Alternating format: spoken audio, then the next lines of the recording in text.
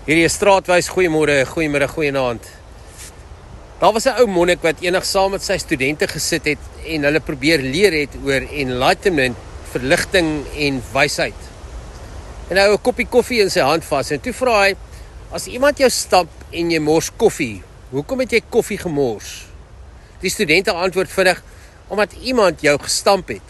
En hy glimlag effens en sê, luister mooi na die vraag, hoekom het jy koffie gemors? En hulle raak stil.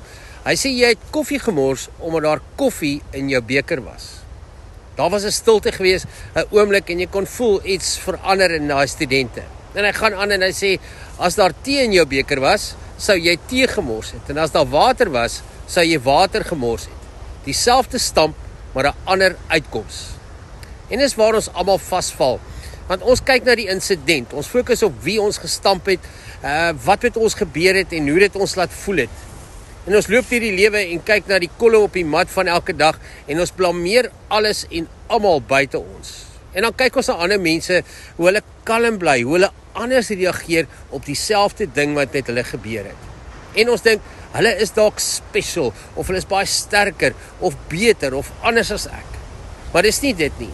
Wat die monnik probeer wysheid is, wat wysheid regtig is. Wysheid is nie net wat met jou gebeur nie, dis hoe jy kyk en hoe jy dit toepas en hoe jy na die dieper dinge en die betekenis daarvan kyk. Want die waarheid is, die lewe gaan jou stamp. Mense en verhoudings en geld en teleurstelling en trauma en verraad, daai goed wat net skielik boem jou tref, dis onvermydelik. Maar elke keer as jy reageer, elke keer as jy mors, elke keer as jy daar iets uit jou uitkom, is dit nie omdat die lewe jou gestamp het of iets teen jou het nie. Dis omdat jy wys en in die manier hoe jy dit hanteer van wat reeds binne in jou was. Die Bybel sê dit so eenvoudig, wat in jou hart is gaan uitkom. Jy kan dit nie fake nie, jy kan dit nie altyd wegsteek nie. Die lewe druk jou net genoeg dat jou binneste sigbaar word. So as jy woede dra binne in jou, gaan jy woede mors. En as jy vrees dra, gaan jy vrees op ander uitgooi. As jy minderwaardigheid dra, gaan jy dit wys in jaloesie en vergelyking en kritiek. Maar as jy liefde dra, dan vloei daar liefde. As jy vrede dra, dan bring dit kalmte in die chaos. As jy genade dra, dan oordeel jy minder en verstaan jy meer. Dieselfde stamp met 'n ander uitkoms. En hier is die ding wat baie min mense besef. Die grootste battle in jou lewe is nie daar buite en die stampe nie.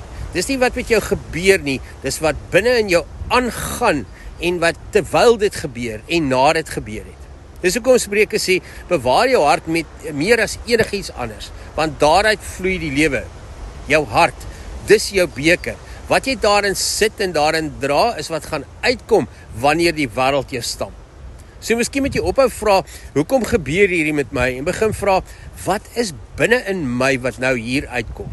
En hier raak dit baie mooi, want elke dag gee God jou 'n nuwe kans. 'n Nuwe kans om jou beker vol te maak, doelbewus. Nie net met wat die wêreld in jou gooi nie, maar met wat hy in jou wil sit. So sit vir 'n oombliekie stil vandag, haal asem en word bewus en vra jouself, wat dra ek vandag binne in my?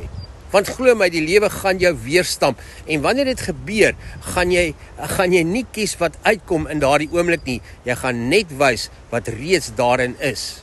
So vul jouself reg, nie net vir die goeie dae nie, maar wanneer die stampe en die stote kom. Want aan die einde van die dag, wat in jou is wat uit jou uit gaan vloei na die mense en na die wêreld rondom jou toe. So ek hoop jy 'n wonderlike dag en tot ons weer saam stap. Mooi loop.